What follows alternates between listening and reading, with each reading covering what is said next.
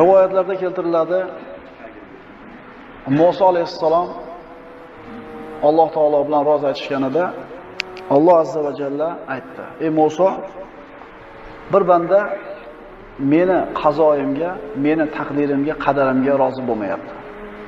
Men bilan husumatlashyapti."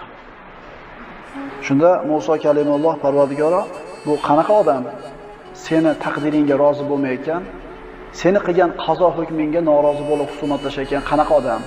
Menga ko'rsat uni" dedi. Alloh taolo Musa alayhisalomga falon joyga boring, qarab turing dedi. Musa alayhisalom aytilingan joyga borganida ana shu joyda ikki qo'li, ikki oyog'i yo'q odam suyanib, o'tirib, xullas o'shada bor edi.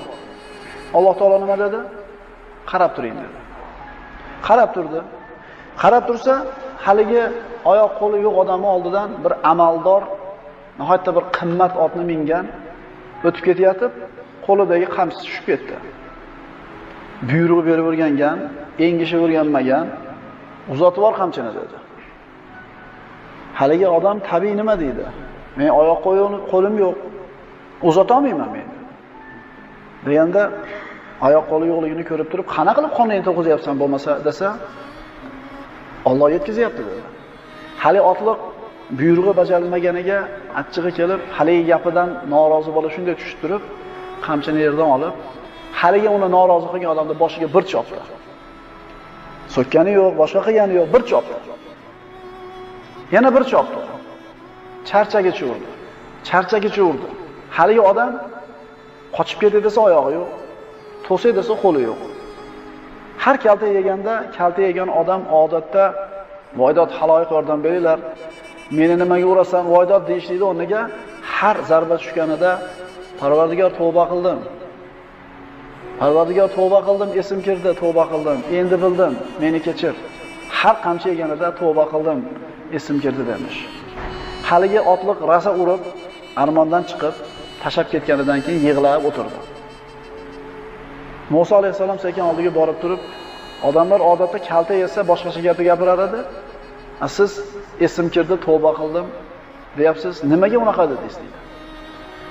Haligi shol kishi o'tiring deb o'tkazib Musa alayhisalomning hikoyasini boshladi. Men mana shunday bo'lib yaralganman. Yurgan oyog'im, ushagani qo'lim yo'q. Alloh taolo menga tushimda jannatni ko'rsatdi. Jannatning ne'matlari, kengligi, yorug'ligi, hur aynlari, xizmatkorlarni ko'rib turib, ha, ozgina sabr qilib mana shu kunimga rozi bo'lsam, shu jannatga boraman ekan deb Allohdan rozi bo'ldim deydi. O'sha kunimga ham. Alloh taolo orqasidan menga deydi, jahannamni ko'rsatdi. Dozoqni ko'rsatdi orqasidan. Uni azobi, sassig'i, hidi, olovi, farishtalarni ko'rib turib, o'lib qolsam bu yerga ham tushim bor ekan. Shu yerga tushib qolishing xavotiri ham bor ekan dedimda, Parvardigoro, jannatni yaratib to'g'ri qilsan u, shu dozoqni yaratib bekor qilsan. Men shu hukmingga noroziman dedim deydi. Shunda Alloh menga aytib, banda jannatning ham egalari bor, dozoqning ham egalari bor.